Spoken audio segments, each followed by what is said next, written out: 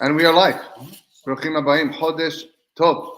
Tonight, Rosh Chodesh Kislev, one of 2 days of Rosh Chodesh. We're excited. We're less than 1 month away from Hanukkah.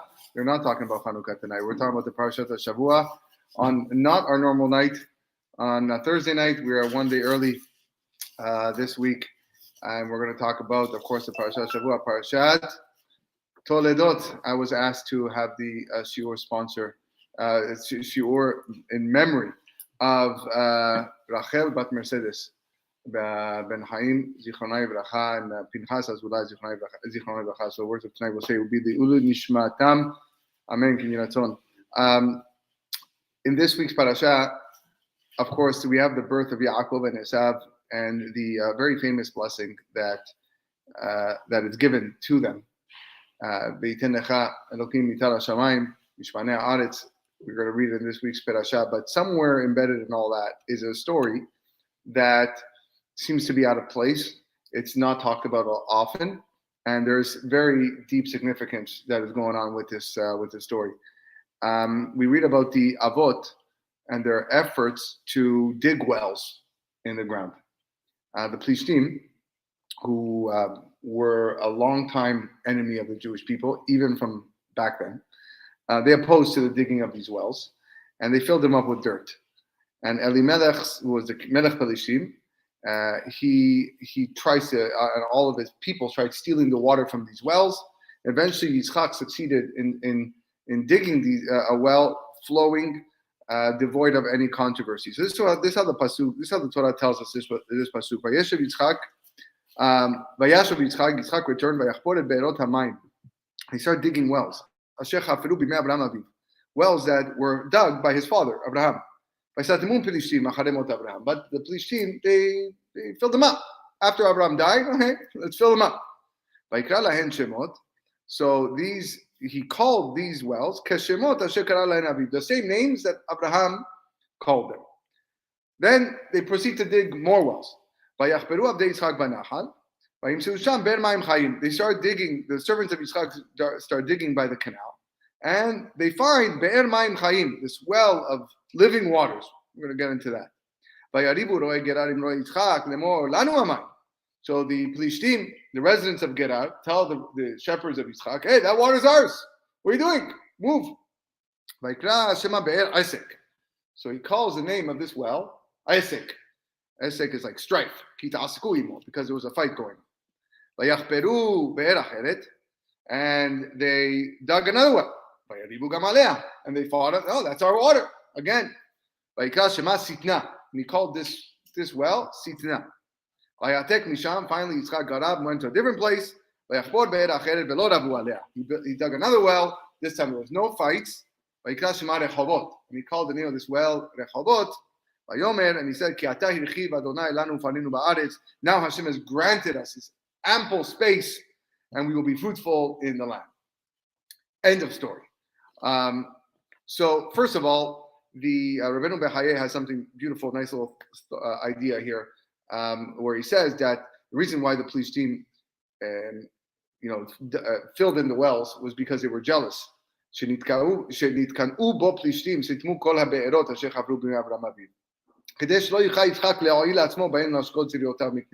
didn't want Yitzhak to go and use the water to give his animals, to irrigate his fields, and therefore they closed it all up. Yitzhak got stronger because Hashem protects Yitzhak. He dug more. He called them the same names as Abraham called him. Look what he says. He did this. He didn't give them new names. He did this in honor of his father. And he says, the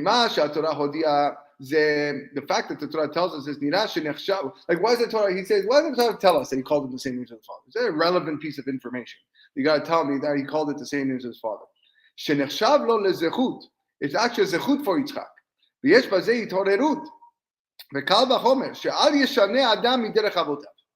He says that we learn from here that a person should not deviate from the path of his father. His father left for him, in place for him, especially if your father is Abraham Avinu, that's something you have to take into consideration.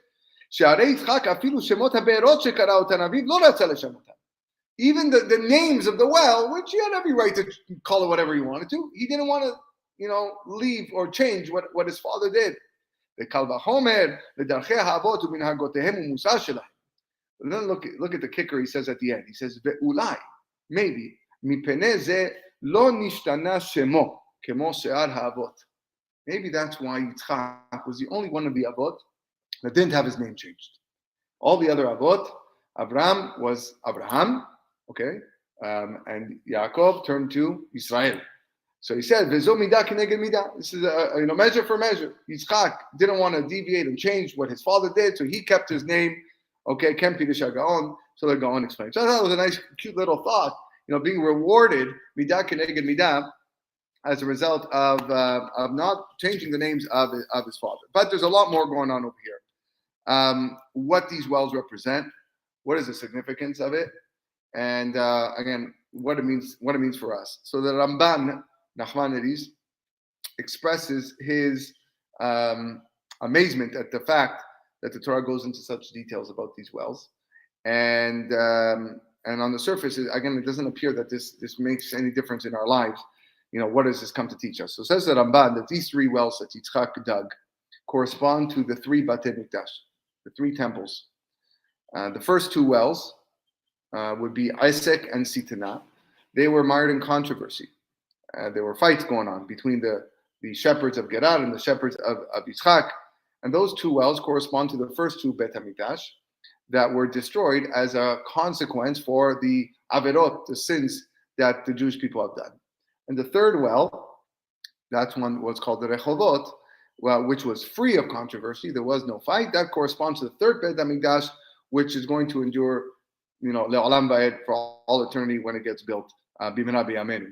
And if you actually, to reinforce this idea, the Gemara Masechet Pesachim says that the Bet HaMikdash lo ke'Abraham shekatuv bohar, that it's not going to be like Abraham called it a mountain, because that's where Abraham went on the mountain where the Bet HaMikdash is going to be built.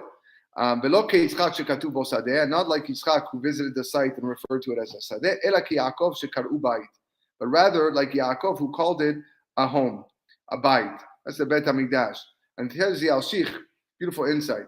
He says, our enemies gained control of the first Bet HaMikdash corresponding to Abraham. Okay, the first Bet HaMikdash was Abraham, because Abraham had a son, Ishmael, who was evil.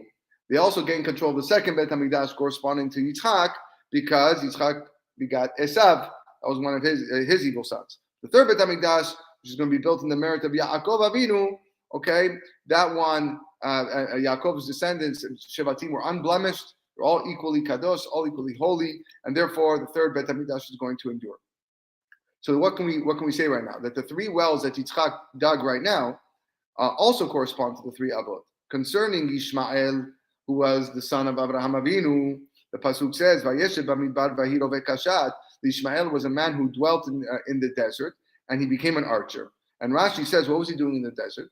Haya yosef b'midbar umlastam et ha'ovrim hu shneimar yado bakol. He was living in the desert, and he would rob anybody that was walking by. He would sneak and rob them. Anyone that passed by. Shneimar yado bakol. His hand was everywhere. I mean, literally everywhere he was taking things.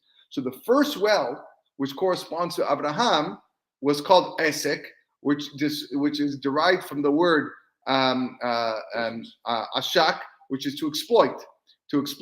So the controversy over this well reflected that what Ishmael was robbing and exploiting other human beings. Okay? The second well that Yitzhak dug corresponds to Yitzhak, and who fathered Esav. Esav's, we know that the ministering angel of Esav is known as the Samech Mem. We call him the Samech Mem. It's actually Samech Mem Aleph Lamed. That's the name of the angel. And the more common name for this angel is the Satan, the Satan. Okay? And this Satan denounces and slanders Bnei Israel and Shamayim, and he's acting as a prosecutor, and that's how Hashem brings punishment to Am Yisrael and the world. So the controversy over the second well stemmed from Esav, and therefore Yitzchak called it Sitna. Sitna from the same shoresh as Satan. Even though Rabbeinu Bechaye says, there in that bell, Be'er, that's when the Satan was there, and that's why he called it Sikna. The third well, which Yitzhak dug, which corresponds to Yaakov Avinu, the third of the Avot, he's the Bechira Avot, the elite of the fathers. Okay, his offspring we said were unblemished, and therefore the well corresponding to Yaakov was free of controversy. He called it Rehovot. Rehovot, meaning Hashem has given us, Rahav in Hebrew means wide. It's wide, so ample space, and we will be fruitful in the land, reflecting the fact that Yaakov was fruitful and he merited a lot of beracha. He merited to be the father of very righteous children, Hashem's 12 tribes. Okay, so far so good. Says the Baal Shem Tov a very, very deep idea. And he addresses the reason why our Avot just spent a lot of their time digging wells. And remember, they didn't have machinery back then. Digging wells was digging wells. Like you can imagine what it took. Okay, I believe even there's a tourist attraction in Beersheba called Abraham's Well. I don't know if it's actually the well. I don't know. It's a big tourist attraction, and it's a monstrous well, like literally huge. And if this is indeed the well that Abraham dug, wow, kol hakavod to him. Anyway, says the Baal Shem Tov. He says that the practical significance is that what they tried to do was to penetrate the material blockage, the veil on earth, in order to uncover what is divine, the divine spark that's concealed within. The Avot wanted to reveal the Torah, which is represented by water, mayim, even in the lowliest, most material places, represented by afar, dust or dirt. So each of the Avot had their own unique ways and characteristics to accomplish this. But after Abraham left the world and he passed away, the Plishtim covered up the water that he had uncovered with dust, with dirt. The Plishtim represent, in Kabbalistic literature, this is very famous, the Plishtim represent the klipot, the covers, the curtains, the blockage. The Goliath, who was a Plishti, okay, was what David referred to him as the Arel, the person who's uncircumcised, because an Arel is a blockage, okay. So the person who's uncircumcised means there's a cover to the Ever. In essence, that's what the Plishtim are. So they're the negative forces that returned to power after Abraham Avinu passed away. But comes Yitzhak, and he insisted, no, I gotta go reveal this again. So he restored the wells for future generations, and that's what allowed the Jewish people the opportunity to come close to Hashem and get even on the smallest level. In fact, the Sfat Emet says, in the name of his father, that the Avot dug wells in order to remove all the external earthly layers to find the hidden light, the hidden illumination that is found in the water down below. The Baal Shem Tov also quotes the Shem Yishmuel quotes the Baal Shem Tov that not only must we, as studiers of the Torah, strive to reveal what the underlying meanings of the water found in the wells throughout the world, but as well we have to dig down deep in our own personal self, within man itself. Sometimes we have to drill and uncover all the other things that are blocking our internal light.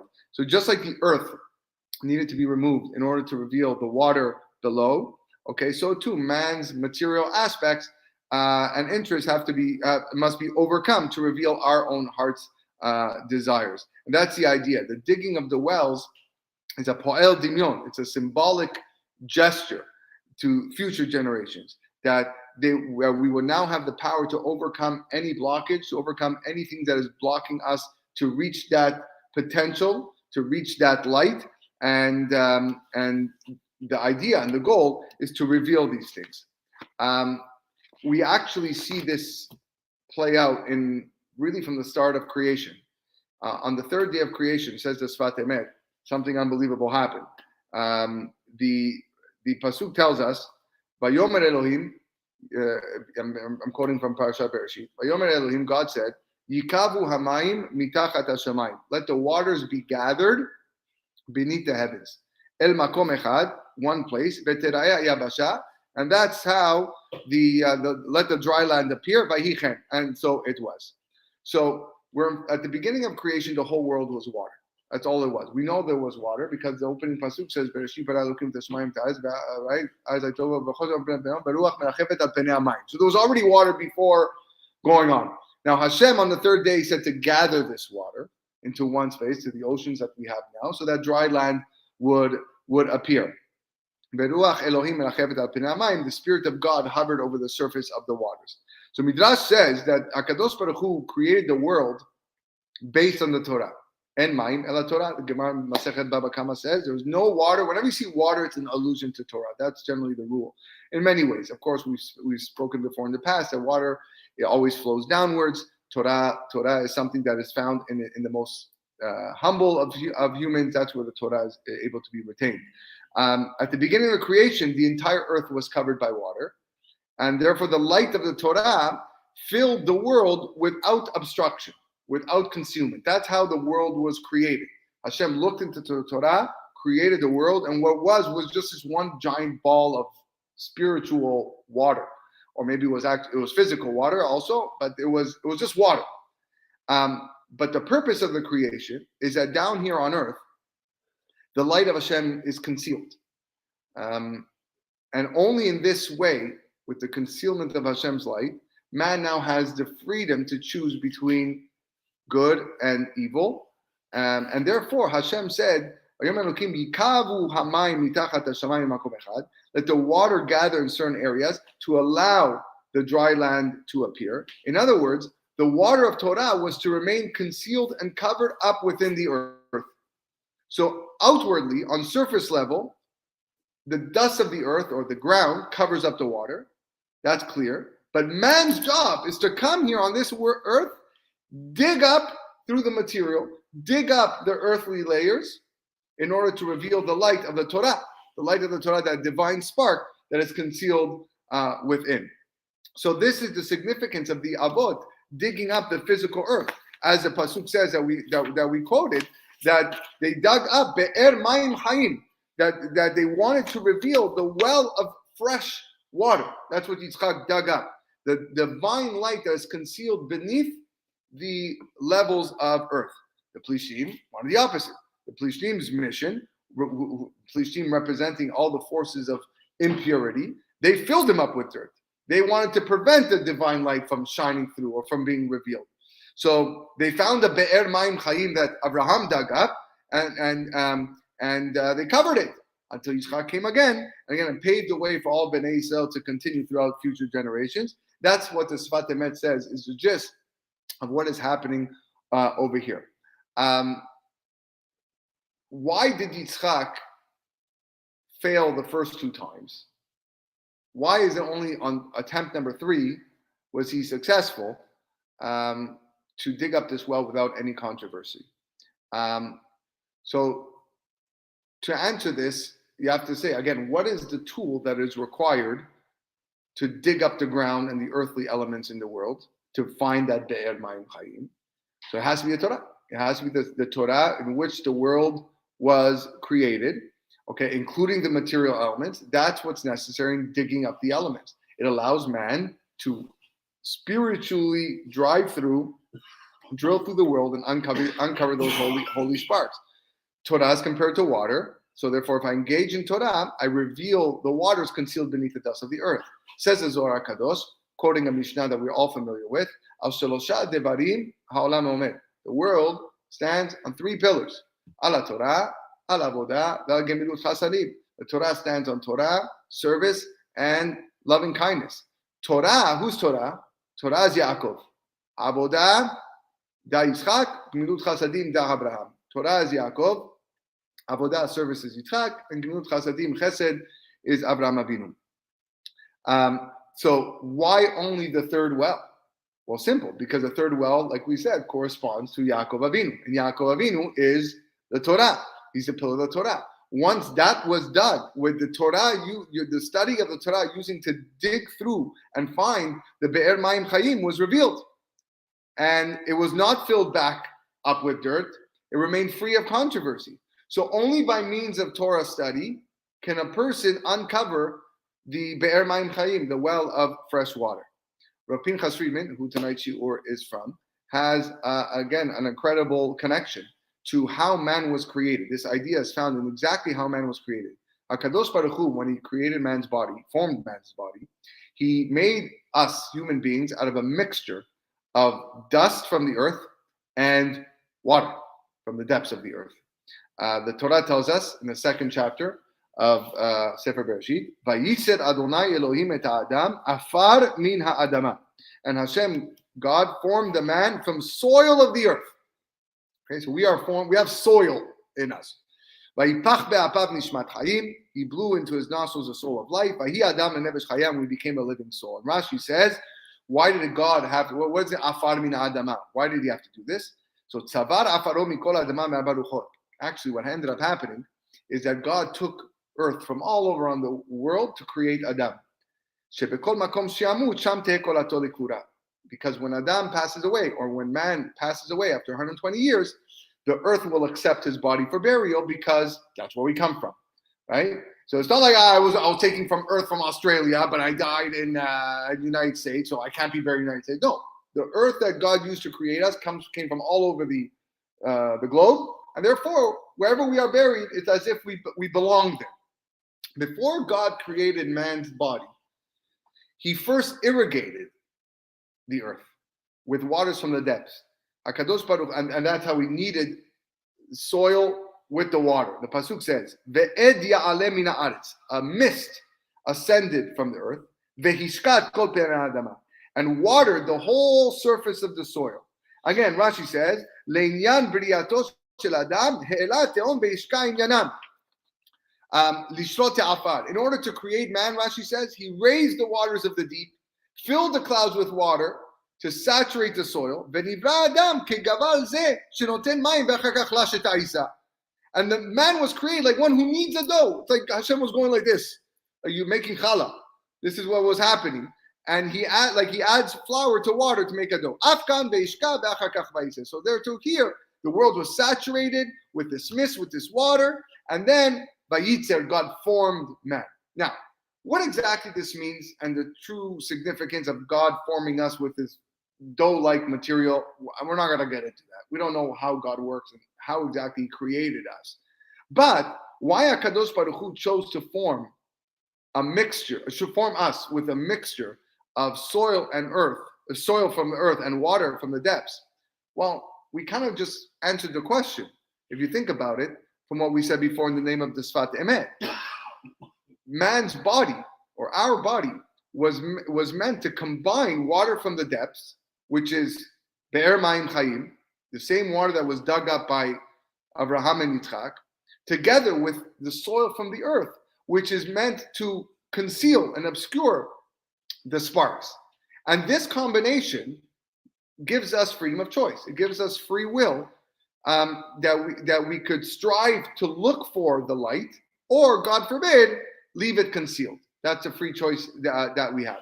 So just like every Jew must dig deep through the material existence of the world to reveal the Be'er Mayim Chayim, this living well that is beneath the surface, so too we have to penetrate through the earthly layers of our body to reveal the divine spark that is concealed within each one of us. And those are the words of the Shem Yishmuel, the name of his father. So when Hashem, on Har Sinai, that the Gemara tells us, he takes a mountain, and he says, either you're going to accept the Torah, or Sham teheh kivuratchem, or the mountain will fall on you and you will die. That's what the Gemara Masechet Shabbat. The Gemara Tosfot asked a question. It says, why is it necessary to threaten them in this manner? Why pick up the mountain and say, either you accept or you die? His question is because they already said Na'aseh v'nishma. Jewish people already said, we will do and we will listen, which is the ultimate form of acceptance. So why are you threatening them with death? So we can say that Hashem was actually teaching them a crucial lesson, one that the future generations would appreciate or need to appreciate why it's so important to receive the Torah. Like we said, the tool that is required to dig through the layers of the soil and the earth to reveal that Be'er Mayim Chaim is the study of Torah. HaKadosh Baruch Hu created the world with, created the elements of this world, which obscure and protect the deep waters. And the only way to uncover that water is through the study of the Torah. And Torah is compared with water. So the holiness of the Torah has the ability to penetrate through the dust, through the earth, revealing the divine spark. So now, the Gemara also says, we're going to get to the answer soon. Gemara says, Kacha Kadosh Baruch Hu Amar Lahem Yisrael, Banai barati yetzer hara, my children, I've created an evil inclination, Ubarati lo Torah tavlit, but I've also created a Torah as its remedy, the antidote. If you want to know how to defeat the yetzer hara, study Torah. V'matem oskim b'Torah, and if you do study Torah, en atem nimsadim biyado, then you will not fall prey to it. So yetzer hara, the evil inclination, actually intensifies the element of dirt, of dust, the element of afar within man's being, as if to cover up the element of water, the divine spark. But when we engage in Torah, when we study Torah, we can dig through the bodily human afar and reveal the source of the water, the Be'er Mayim Chaim that is within us. So HaKadosh Baruch Hu takes up a mountain, lifts up the mountain, and he hovers it over the heads of Am Yisrael in a threatening manner. What does the mountain represent? The mountain represents the soil and the dust of the earth that is obscuring the presence of the water. And he tells Am Yisrael, if you accept the Torah, then everything is good. Why? Because the Torah is the proper tool, is the only tool that you can have to penetrate the earthly body and reveal that true source, that divine spark within human being that we have. So if you accept it, great. Ve'im lav, but if not, if you refuse to accept the Torah, you're going to lack that tool. You're going to lack that digging, act or implement, and therefore sham teku atchem. That's where you're going to be buried. Meaning that the divine spark inside of you is going to be buried, and you'll never be able to get it out because you don't have a Torah to dig it up. And your human body is just obscuring this precious light that is found inside of you. So what do we see from here? That a Jew actually always has to remember that HaKadosh Baruch Hu formed our bodies from the dust of the earth, which he kneaded with waters from the depth, and everybody has that divine spark inside of them, unique to his neshama, which is concealed by the body. And it's our obligation not to fall into the category of, I don't want to study the Torah, I don't want to be a part of the Torah lifestyle, because then, ve'im lav sham tekevur atchem, this is where you're going to be buried. You're going to be your burial spot, and then everything remains concealed. But rather, we have to toil, we have to labor in our study of the Torah, no matter what our daily occupation is, no matter what type of work that we do, we have to dedicate time to study Torah, and by doing so, we will merit to follow in the footsteps of the Avot HaKedoshim who dug up the earth with the power of the Torah and uncovered the Be'er Mayim Chaim. There is this concept that of the upper waters and the lower waters. Chachamim tell us that the lower waters are still crying, because they want to be in the presence of Hashem. Okay, what am I talking about? The lower waters and the upper waters. On the second day of creation, Hashem separated the upper waters and the lower waters with the rakia, which we translate as the firmament. Those waters that remain below the rakia, the earthly waters, the waters that we call our lakes and our oceans, okay, are crying because they're not close to Hashem. They want to be close. Why am I down below? And their source how do we know they're crying? Because the Torah tells us with regards to a korban, Bechol korban minchatecha b'melach timlach. Every korban mincha, which was a meal offering made with flour and oil, there needs to be salt. Velo tashbit melach berit elokecha b'michatecha. You may not discontinue the salt of Hashem's covenant, meaning you always have to have. So Rashi says, what's melach berit? What is the salt of the covenant? Shabrit keruta lamelach misheshet yemei bereshit. Rashi says there was a special pact and covenant made with salt from the 6 days of creation. Why? Shehuftechu hamayim hatachtonim likarev b'mizbeach b'melach v'nisuch hamayim b'hav. Because the lower waters were promised to be offered on the mizbeach in the form of salt, because the oceans consist of salt, and as well as the water libations, the pouring of the water by the mizbeach on the holiday of Sukkot. Why is this the case? Again, we quote Rabbeinu Bechayei. Mayim hatachtonim nikru mayim bochim. The oceans are crying waters. V'lama nikru mayim bochim? Why crying? Ki b'sha'ah shechalak HaKadosh Baruch Hu chilek HaKadosh Baruch Hu tamayim, when God separated the waters, natan elu lemala ve'elu lemata. Yitchilu hamayim tachtonim bochim. They start crying. Amru, they said, Oy lanu shelo zachinu la'alot lemala. Woe to us that we're not zochet to be up near God. Liot keruvim leotzenu. He created us and we're down here. Amar lahem HaKadosh Baruch Hu, God tells them, Ho'il velichvodi asiten kol kach. Since you are put there for my honor, en lahem reshut lemayim ha'elyonim lomar shira ad shitru reshut mikem. You should know something, he says. He says the lower waters. That the upper waters, they cannot sing in praise until they get permission from you. You see what this means. Not only that, velo od, ela she'atidin atem likarev al gabe hamizbeach b'melach v'nisuch hamayim. In the future, you are going to be offered on the mizbeach in the form of salt, in the form of water libations, with pure honor on the holiday of Sukkot. So, before we elaborate on this, there is one problem, a big problem. One of the principles of faith that we have is the concept of Kadosh, Kadosh, Kadosh Adonai Tzevaot, Melo Kol Haaretz Kevodo, which means that the glory of Hashem is Melo Kol Haaretz, is everywhere in the world. So what is the basis of the lower waters lamenting and saying, we want to be in the presence of the King? Even here on earth, we're in the presence of the King. Melo Kol Haaretz Kevodo. We're still in the presence of HaKadosh Baruch Hu.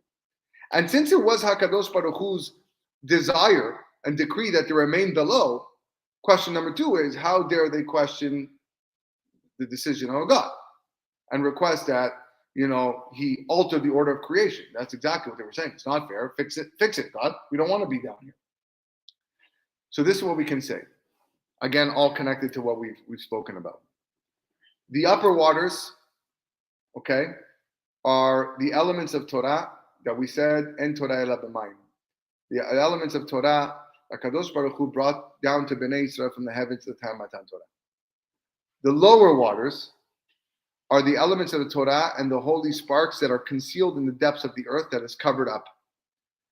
Concerning the lower waters, HaKadosh Baruch Hu decreed during their creation, like we said, Yikavu hamayim el makom echad v'teraya yavasha. Let these waters gather and let the dry land appear. Therefore, the lower waters cry and they pray to Hashem that they should merit to be revealed above ground.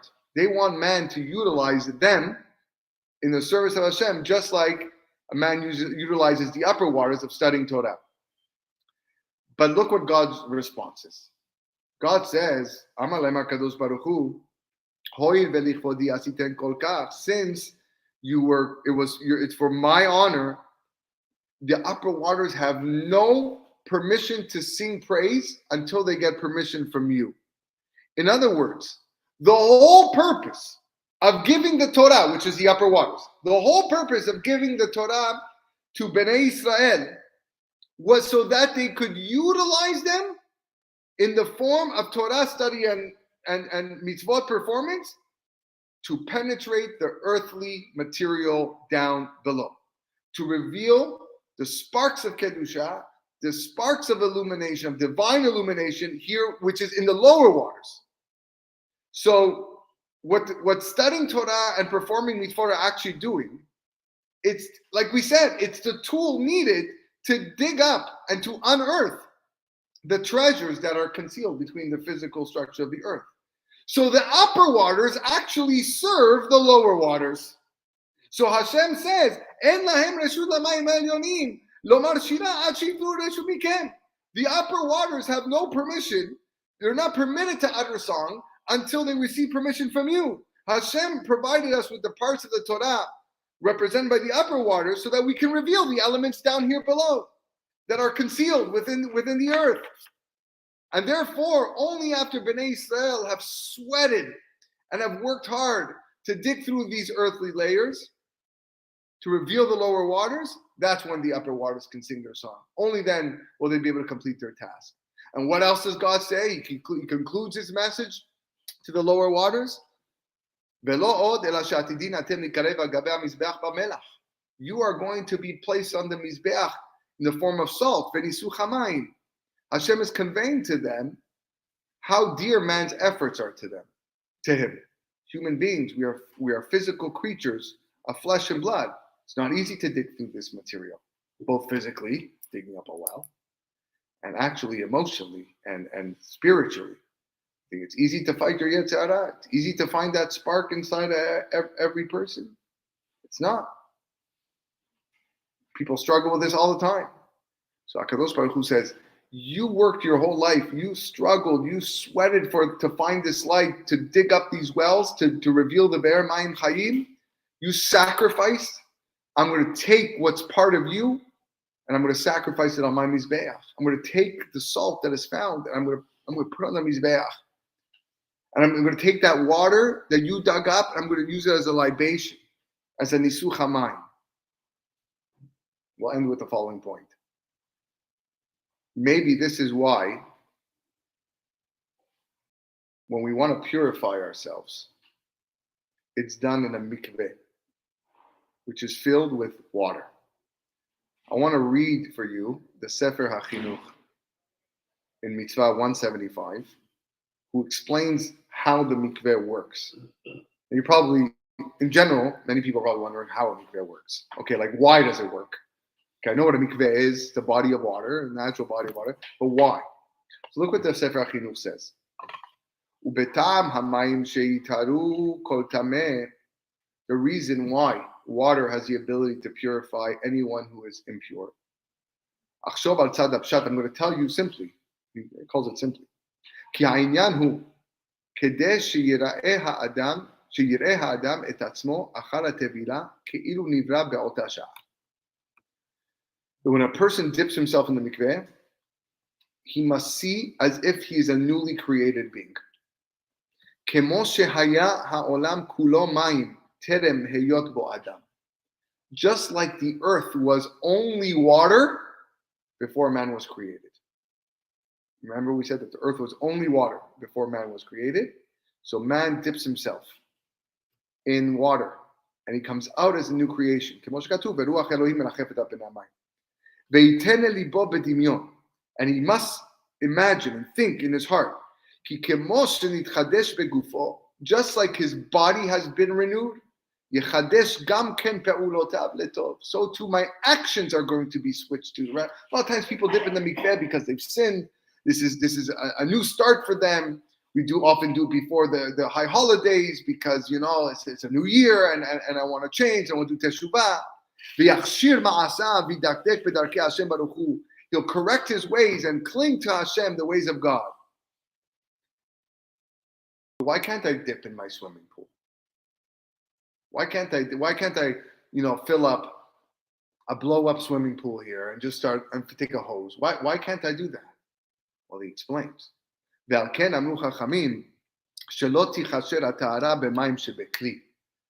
is why a person cannot. That's why the Chachamim said that you cannot immerse yourself and purify yourself in a vessel. Okay, well, a vessel can be a swimming pool, anything that you make or pour water in. Rak b'mayim chayim, it has to be living waters. O mekunasim shem al karka ve'lo bekli mikol makom. You can't just take up a blow-up pool and fill it up with a hose. Kedei latet libo b'machshava, so that he understands in his mind keilu ha'olam kulo mayim. The water must be water from the heavens, that everything is water. If